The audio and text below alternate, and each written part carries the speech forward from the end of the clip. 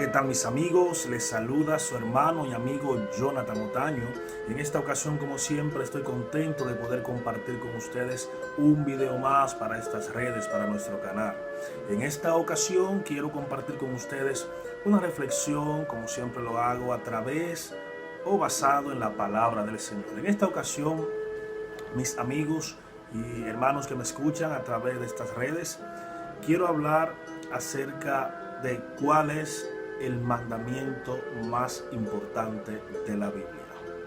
¿Cuál es el mandamiento más importante y al cual se hace más énfasis en la Biblia?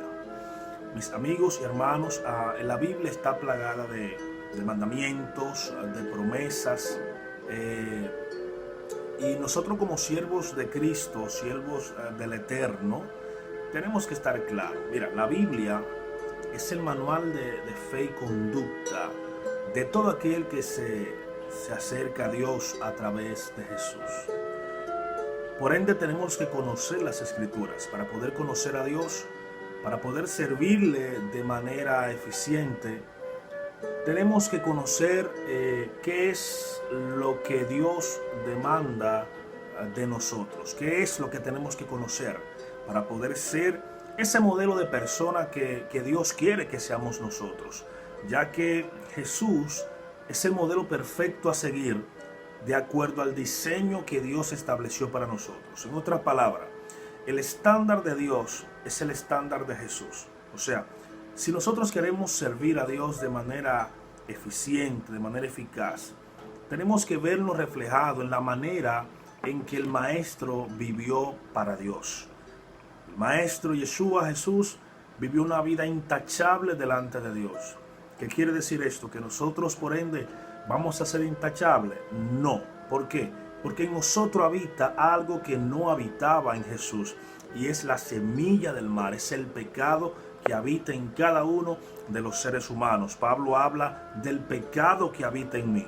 Y hay personas que están confundidas al día de hoy, pensando que una vez que vienen a Cristo, el pecado es extirpado de nuestra vida, y no es así. De hecho, en muchas ocasiones, en las cartas paulinas, Pablo, insta a los seguidores del Maestro a que nos despojemos. Quitad de vosotros toda gritería. El acercarnos a Cristo no quita inmediatamente nuestra gritería, es algo que nosotros tenemos que hacer, y el Espíritu del Eterno, el Ruach HaKodesh, el Espíritu Santo, nos ayuda, nos da la fuerza que fuera de Jesús no podemos, porque fuera de Jesús somos esclavos al pecado. Y ustedes saben que un esclavo es un pecador. Un pecador es un esclavo, y los esclavos no se gobiernan. Una vez tú vienes a Cristo, tú vienes a Dios a través del Mesías, entonces tú eres libre, y por ende el Espíritu te va a ayudar a quitar toda gritería de ti.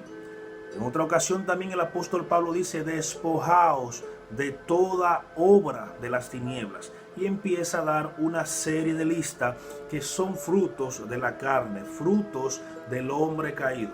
Por ende, vuelvo y reitero, cuando tú vienes a Cristo, la deuda que teníamos con Dios es quitada por medio del sacrificio de Jesús. Pero tú tienes un trabajo que hacer. Tú dirás, bueno, pero entonces yo puedo añadirle a la salvación. No, absolutamente no. La salvación tiene que ver con Dios solamente. De Dios viene la salvación. Lo que te estoy diciendo es que el Espíritu Santo te ayuda a que tú dejes de ser chismoso, dejes de ser mentiroso, deje de ser contencioso. Tú tienes que trabajar ese carácter para que el carácter de Cristo se forje en ti. Tú tienes que trabajar esa conducta inapropiada que hoy en día se le llama todo espíritu. No todo es espíritu. He escuchado en las iglesias personas reprendiendo el espíritu de desobediencia. No. La desobediencia no es un espíritu. Es una conducta retorcida que tenemos todos los seres humanos. Hay que reprender al espíritu de apatía. La apatía es una conducta del ser humano que está forjada en el carácter de la persona. Recordemos, yo sé que usted lo sabe, pero recordemos que el carácter se forma de acuerdo al entorno en que tú te crías. O sea, el carácter mío y el carácter de cualquier persona se va a forjar de acuerdo a el lugar donde te críes, la familia donde te críes, el entorno, el contexto que te rodea va a formar tu carácter. Entonces, ese carácter, si se forma por el contexto en el que tú vives, quiere decir que también ese carácter puede transformarse de acuerdo al contexto de la vida que tú lleves. En otras palabras, cuando tú vienes al Mesías, cuando tú vienes a Cristo, la deuda que tenemos con Dios, Pablo dice, o lo dice de la siguiente manera: mas Dios muestra su amor para con nosotros en que siendo pecadores, Cristo murió por nosotros. Ahora tenemos paz para con Dios por medio de Yeshua. Ahora nos toca a nosotros vivir de acuerdo a los mandamientos que están establecidos en las Escrituras para poder, como dice Pablo en una de sus cartas, llegar a la estatura de la medida de un varón perfecto, que en la Biblia lo perfecto es maduro, una persona que madura en sentimientos, maduro en carácter, maduro en conducta. En otras palabras, una persona que a través de cumplir los misbot, los mandamientos del Eterno, va forjando el carácter de Cristo. Mira, mientras más tú vayas cumpliendo los mandamientos del Eterno a través de Cristo, más te vas pareciendo al Mesías, más te vas pareciendo al Señor. Los mandamientos son canales de luz. Repito, los mandamientos son canales de luz. Mientras tú vas más sometiéndote y cumpliendo los mandamientos de Dios, más te vas pareciendo a aquel que es el modelo a seguir porque cumplió los mandamientos del Eterno. Llámese Yeshua, llámese Jesús. Entonces, en esta introducción que te doy acerca del mandamiento más importante en las Escrituras, hoy, yo sé que usted lo sabe, pero quiero reflexionar acerca de cuál es el mandamiento más importante de las Escrituras. Mira, hemos perdido de vista el norte en el Señor. Hemos perdido de vista cuál es la misión principal del ser humano. Es cierto que Jesús vino a salvar y a buscar lo que se había perdido. Cuando Jesús estaba enseñando en una ocasión, como era costumbre, se le acercaron unos fariseos. Lo voy a leer en Mateo capítulo 22, versículo 34 al 40, para que lo anote y lo estudie en su casa. Dice: en aquel tiempo, habiéndose enterado los fariseos de que Jesús había dejado callado a los saduceos. Oye, ¿qué es esto?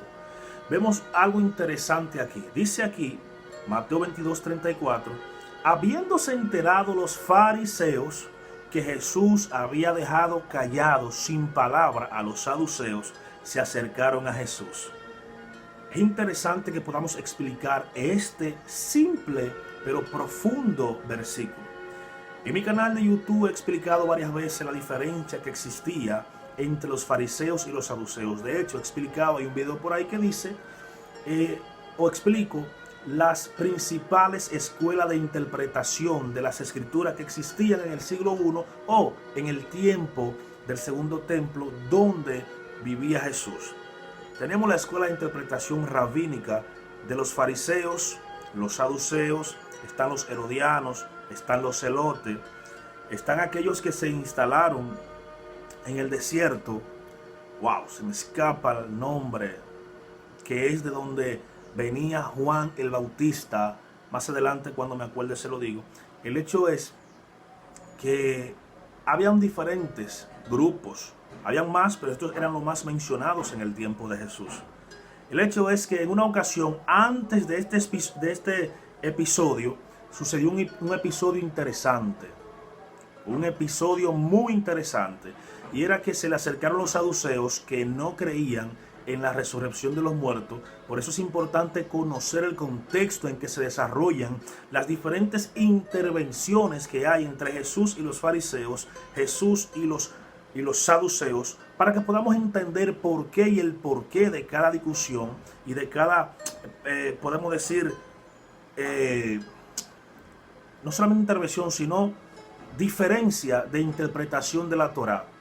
Aquí dice que los fariseos se le acercaron a Jesús porque Jesús había dejado sin palabra a los saduceos. Pero ¿qué pasó anterior a esto? Si tú lees el capítulo completo de Mateo 22, hay un episodio muy interesante y es que los saduceos se le acercan a Jesús. Recuerden, los saduceos no creen en resurrección de muertos. Los saduceos no creen en la vida después de la muerte. Los saduceos no creen en ángeles, no creían en arcángeles. Los saduceos no creían en demonios. Los saduceos no creían que había una vida después de la muerte, ya lo había dicho.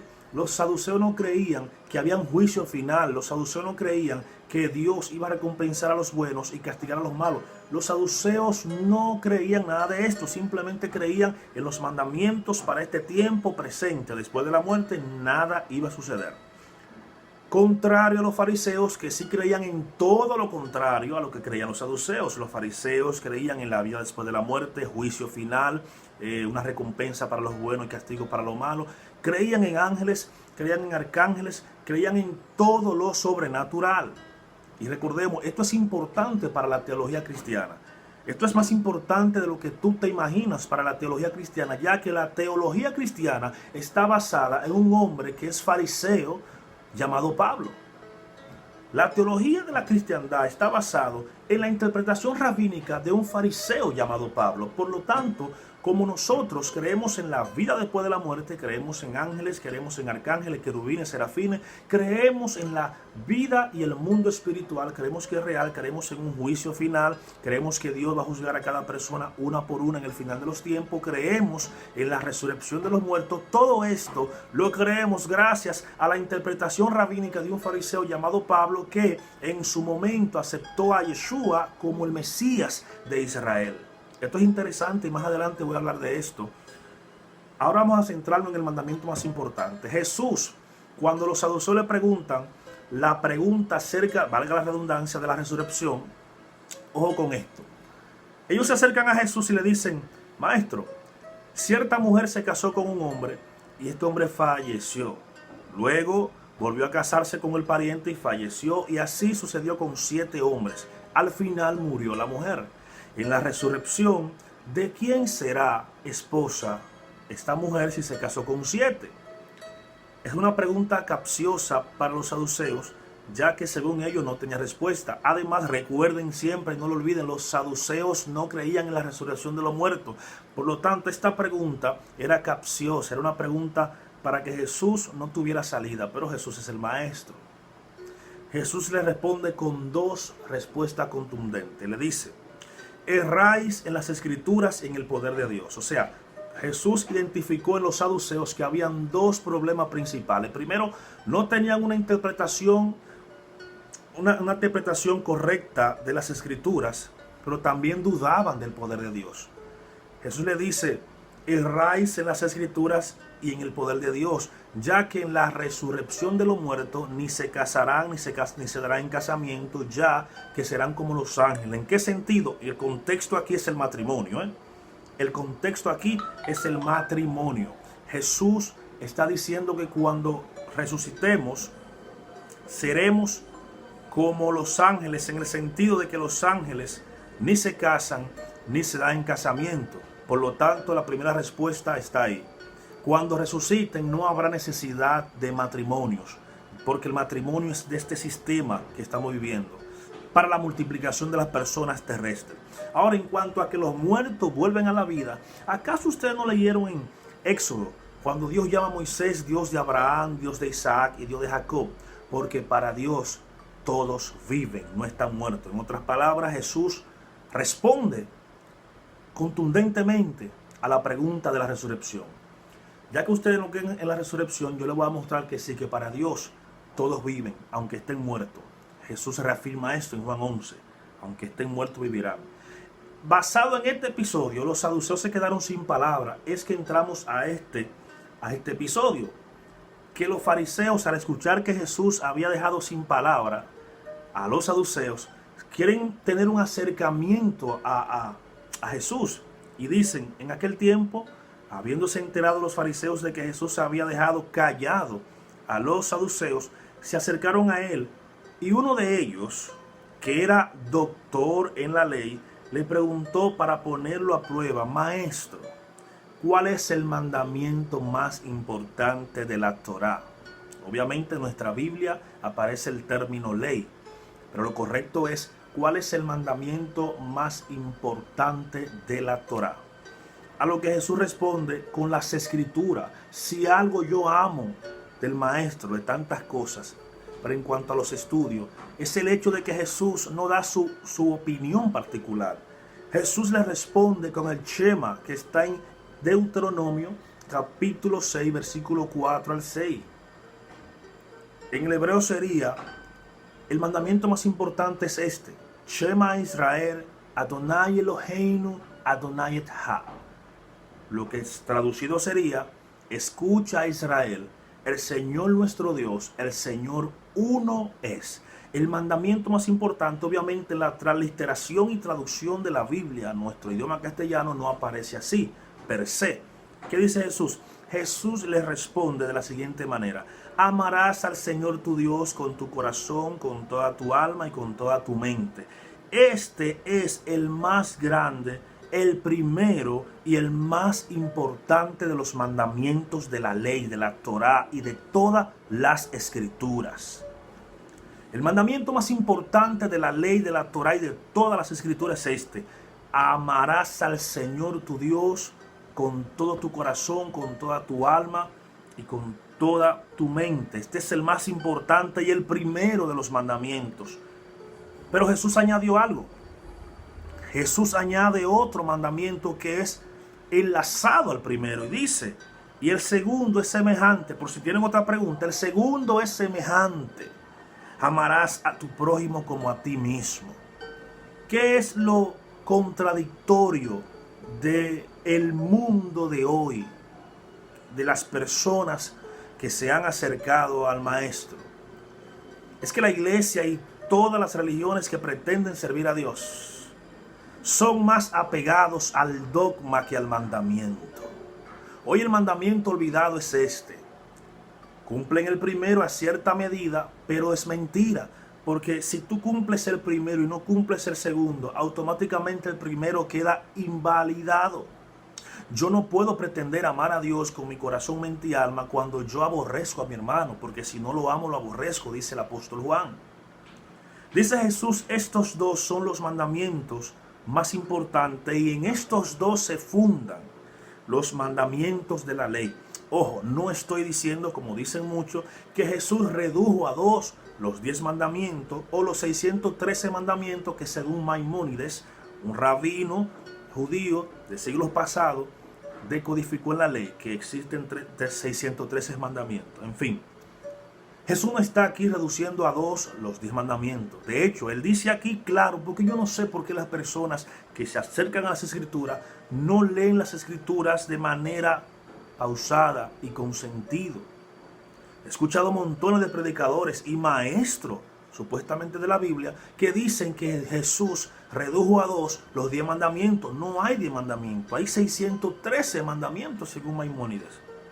Ahora, aquí lo que se está tratando de dar a entender es cuál es el más importante de todos. Y con esto Jesús le está dando un golpe contundente a los dogmas que tenían los doctores y maestros de la ley en su tiempo, ya que ellos hacían más énfasis en los cercos de la Torá que en los mismos mandamientos de la Torá. ¿Qué son los cercos de la Torá? Son mandamientos que rodean al mandamiento de Dios. Lo explico de la siguiente manera. Si por ejemplo Dios dice hay que descansar en Shabbat para que los judíos de su tiempo pudieran cumplir este mandamiento de manera eficiente, los fariseos lo que hacían era que alrededor de este mandamiento del Shabbat creaban otros mandamientos que cercaban este. Por ejemplo, Jesús dice, la Biblia dice, vas a descansar en sábado. Ellos ponían, por ejemplo, en sábado no se permite esto. Y por eso Jesús más adelante decían que ustedes ponen cargas en los hombres que ni ustedes mismos llevan. Jesús dijo en una ocasión que los mandamientos de Dios no son gravosos. Si los mandamientos son gravosos es porque están enseñando los mandamientos del Eterno, hacen gravoso el mandamiento en sí, con los cercos que en hebreo son takanot y keserot, cercos que rodean el mandamiento de Dios. Entonces, esos cercos hoy lo conocemos como dogmas. Dentro de las iglesias hay más dogmas que mandamientos. ¿Qué son los dogmas? Son mandamientos de hombre que muchas veces están por encima de los mandamientos del Eterno. De una vez contundente, Jesús le dice a ellos, mira, el primero y más importante es amar a Dios sobre todas las cosas, pero el segundo es semejante, ama a tu prójimo como a ti mismo. No me digas a mí que tú amas a Dios si tú andas despotricando al prójimo, si andas chismoseando, si andas criticando, si no tienes misericordia, si no tienes compasión, si abusas de tu posición dentro de la iglesia, llámese líder, llámese pastor, apóstol, no me interesan los nombres ni me importan, porque al final son nombres y nada más. Aquí lo más importante es amar a Dios y amar al prójimo. Hoy en día se hacen énfasis en cosas que no tienen nada de sentido porque están dentro y fuera de su contexto. Por ejemplo, iglesias que son demasiados emocionalistas, le dan demasiado énfasis a las emociones. Otras le dan más énfasis a lo que son las profecías que otra cosa. Otras le dan más énfasis al fuego. Eso es fuego por aquí, eso es fuego por allá. Porque no han entendido, no comprenden, no son personas que lo han doctrinado de manera correcta. Hoy en día la iglesia perece por falta de conocimiento. Si Israel en el tiempo de Oseas, Dios le dijo, mi pueblo perece por falta de conocimiento, y el conocimiento que le faltaba, más adelante lo dice, el conocimiento de Dios. Mi pueblo perece porque les faltó el conocimiento de Dios. Por tanto, como ustedes desaprovecharon y tienen en poco el conocimiento de Dios, yo lo voy a desechar de sacerdocio. Porque se supone que si ustedes son sacerdotes de Dios, lo más importante son los mandamientos para aplicarlos a ustedes y para enseñárselo al pueblo. Entonces, lamentablemente, la iglesia de hoy padece de lo mismo. Falta de conocimiento de las escrituras. Hoy en día el énfasis es la adoración. Vamos a adorar. 40 días de adoración, un día de adoración. Señores, yo no he visto un día todavía de lectura de las escrituras. Vamos a estudiar la Biblia el día entero. Vamos a estudiarla. No, ¿por qué? Porque la Biblia te confronta. Pero es fácil cantar, es fácil adorar, es fácil derramar tu llanto sobre Dios. ¿Por qué? Porque la adoración toca las fibras de las emociones. Y las emociones lo que hacen es eso mismo. Te emocionas, tú lloras, te arrodillas. Eso es bueno, señores. No estoy diciendo que eso es malo. La adoración es la antesala de la palabra. Repito, la adoración es la antesala, es la plataforma, es lo que prepara el corazón para recibir la palabra. La adoración es bíblica, pero hay un énfasis terrible a la adoración. A mí me entristece que las iglesias pasan 2 y 3 horas adorando a Dios, porque también hay un concepto errado de la adoración. La adoración no es solamente cantar, mi gente. Mi tierra, mi sangre. La adoración no es solamente cantar, la adoración implica mucho más, es un concepto amplio. La adoración es obediencia, la adoración es sometimiento, la adoración es devoción, la adoración es servicio. Pero la iglesia del siglo XXI cree que la adoración solamente es cantar. No, mis hermanos, mi sangre. El mandamiento más importante de las escrituras es amar a Dios sobre todas las cosas y luego a tu prójimo. Si tú me cantas hermoso pero no amas a tu prójimo, tu canción no vale nada. Si tú me predicas poderoso, resucitas muerto con milagro y no amas a tu prójimo, no sirve de nada. Si tú eres profeta, maestro, querubín, porque hay demasiados nombres ahora, apóstol, reverendo, pastor, lo que sea, tienes una mega iglesia y no amas a tu prójimo, de nada sirve. Si tú te crees profetiza, te crees que eres la última manzana del evangelio, la Coca-Cola del desierto de Dios, y no amas a tu prójimo, no sirve de nada. El mandamiento más importante de las escrituras es amar a Dios, y el segundo es semejante. Amarás a tu prójimo amarás a tu prójimo como a ti mismo. A ti no te gustaría que te hagan sentir mal, ¿verdad? No hagas sentir mal a tu prójimo. A ti te gustaría ser comprendido, te gustaría ser entendido, te gustaría que se pusieran en tu lugar, ¿verdad? Haz lo mismo con tu prójimo. Ahí se cumple, amas a tu prójimo como a ti mismo. Y esto es tan profundo que si tú no te amas a ti mismo, tú vas a derrochar odio sobre las demás personas. Y es así, las personas que viven criticando, las personas que viven despotricando a otros, las personas que están llenos de envidia, es porque ellos están enfermos, ellos están lastimados, y tú no puedes dar lo que tú no tienes. Eso es así. Así que, mis hermanos, El mandamiento más importante de las Escrituras es este. Jesús se lo enseñó a los doctores y maestros de la ley. No hay otro mandamiento más grande. Los demás mandamientos son importantes, pero están debajo, están sometidos a esto. Yo no puedo ministrar a alguien desde el juicio, sino desde el amor. Yo no puedo ministrar a un drogadicta desde el juicio. Por eso es que tienen problemas Felipe y Soporte y todos los rabacucos.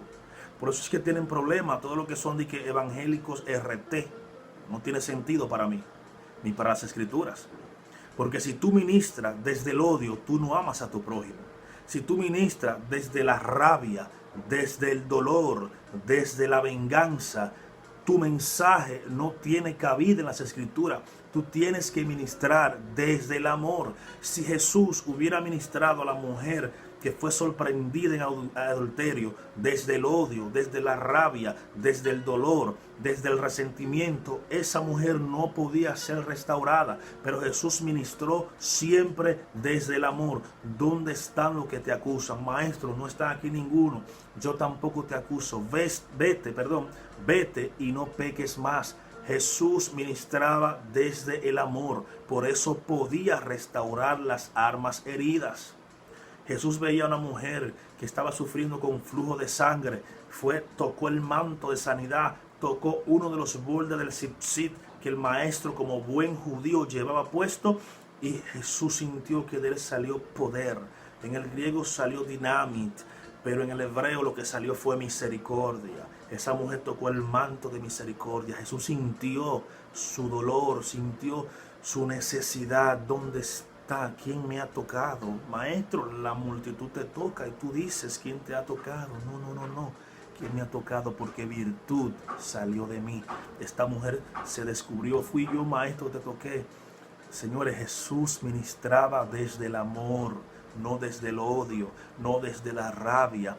Tú no puedes transformar a nadie desde el dolor, desde la rabia, desde el resentimiento. Si tú no has sanado de tu dolor, de tu pasado, suelta el micrófono, siéntate, sana y luego ministra. Si tú no has sanado ese dolor que te causaron, ese resentimiento, hermano, suelta el micrófono, vuelve a la Biblia, estudia otra vez y luego ministra. Jesús, estando latigado, solo, olvidado, sintió que hasta el Padre lo había olvidado. Desde la cruz dijo, Maestro, perdónalos porque no saben lo que hacen. Para los judíos estaban matando a un rebelde. Para Jesús el pueblo no sabía lo que estaba haciendo. No sabía que estaban matando a su esperanza, su Mesías, su Señor, su Adón, su Adonai. Pero Jesús ministró en la cruz desde el amor. Padre, perdónalos porque no saben lo que hacen. Gracias a esa ministración desde la cruz, Israel hoy existe, porque antes de eso los líderes de Israel dijeron que su sangre caiga sobre nosotros. Israel se automaldijo al caer sobre ellos la sangre del santo, pero Cristo, para revocar esa maldición, porque en la ley judía una maldición era revocada por una bendición de un ente mayor que aquel que se aplicó la maldición. En otras palabras, un sadik, un santo, una persona elevada en el espíritu hacia Dios, podía revocar cualquier maldición que personas hayan adjudicado. Jesús en la cruz revocó esa maldición que Israel se había autoproclamado de que la sangre del Mesías cayera sobre ellos. Jesús ministraba siempre desde el amor. Si tú no ministras desde el amor, si tú no eres capaz de restaurar desde el amor, si tú no eres capaz de cantar por amor, predicar por amor, enseñar desde el amor, no desde la arrogancia, no desde creerte que eres mejor que nadie, no. El primer mandamiento es amar a Dios y el segundo es semejante, ama a tu prójimo. Pero es que él no cree como yo, ama a tu prójimo. Pero es que él no pertenece a nuestro concilio, ama a tu prójimo. Pero es que él no cree como nosotros, no tiene la misma doctrina, ama a tu prójimo.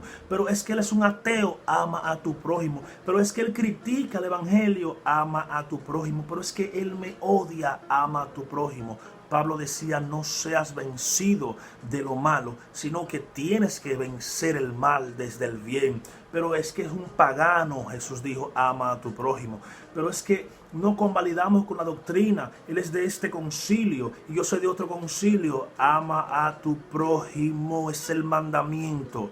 Los juicios pertenecen a Dios. El juicio final lo va a hacer Dios, no nosotros. Nosotros no estamos capacitados para hacer un juicio. Por eso Jesús le prohibió a los discípulos que sacaran la cizaña del trigo, porque una mente caída no está capacitada para identificar lo que es una cizaña, porque la cizaña y el trigo se parecen, pero cuando dan fruto, ¿qué se diferencian? La cizaña siempre se estará erguida, pero el trigo cuando da fruto se encorva por el peso de los frutos.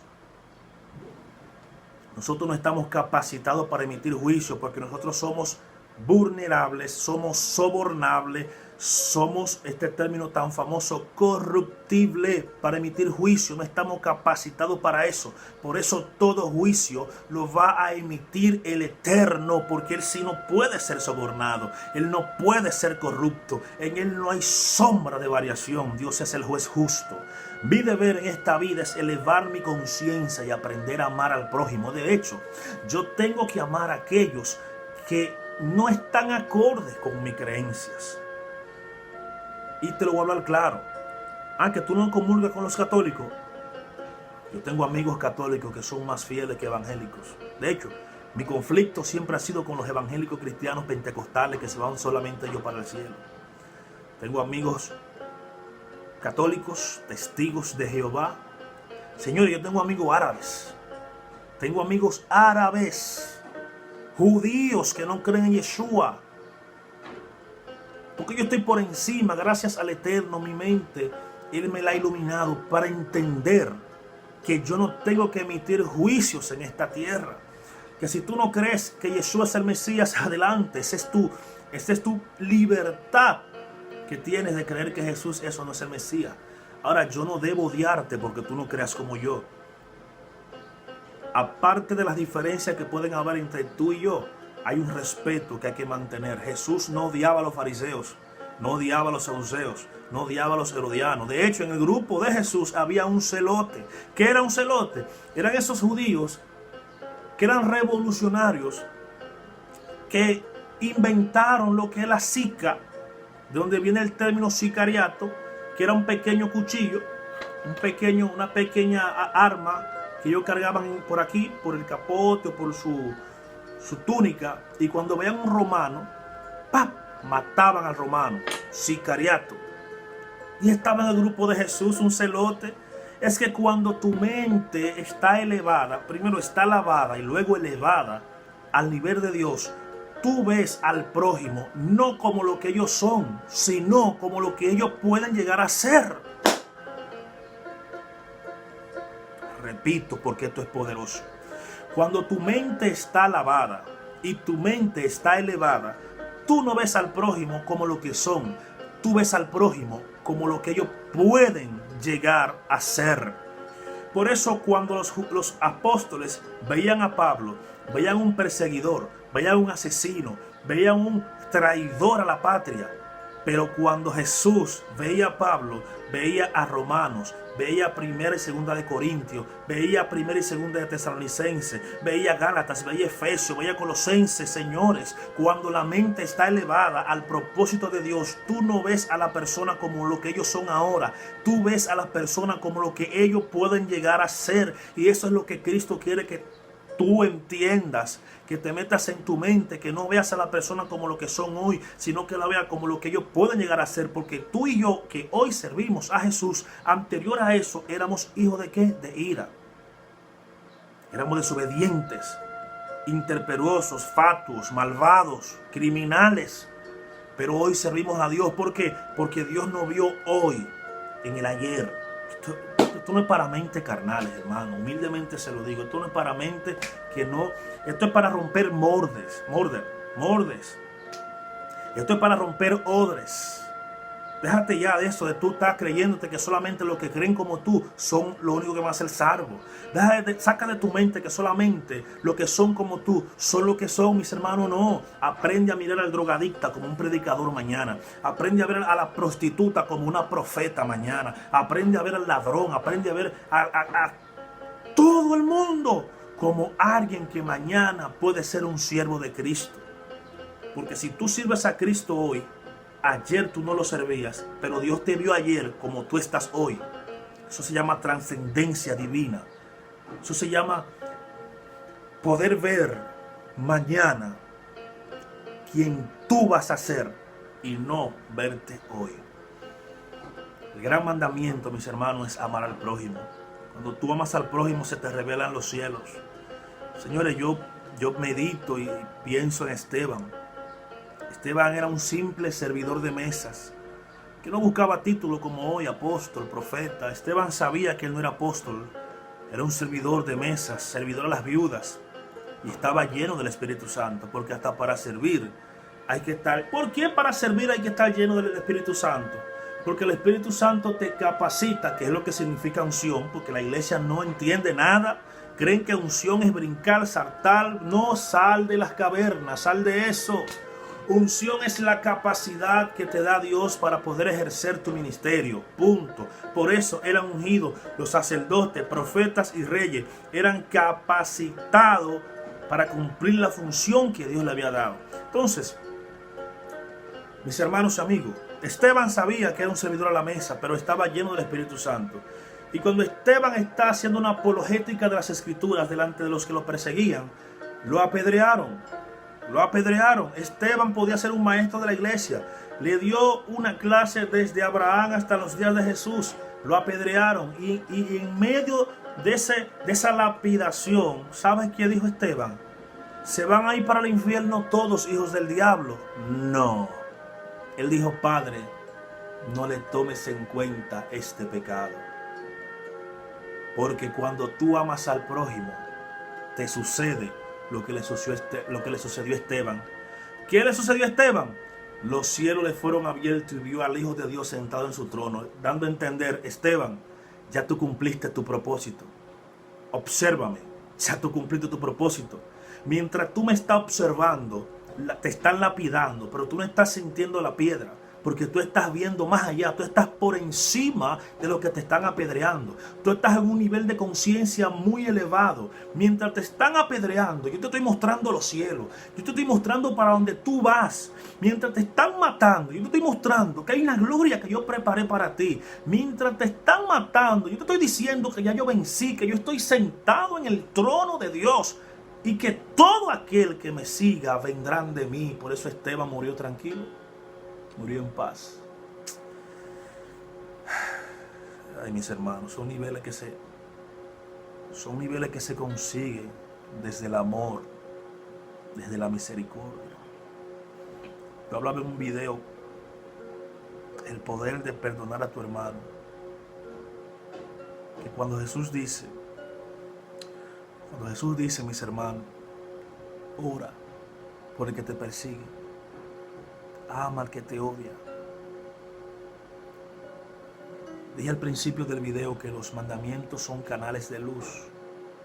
Cuando tú cumples los mandamientos, tú te vas iluminando, tú vas creciendo espiritualmente, tu mente empieza a suceder lo que dice Romanos 12:2, para que comprobéis cuál es la buena voluntad del Padre, agradable y perfecta. Tiene tu mente que ser renovada por el Espíritu. Pero antes de eso está el versículo 1 que dice: os ruego por la misericordia de Dios que presentéis vuestro cuerpo como sacrificio vivo, santo y agradable, que es mejor que un culto. A mí no me sirve ir a la iglesia 7 días a la semana y odiar a mi hermano, no perdonar, no restaurar.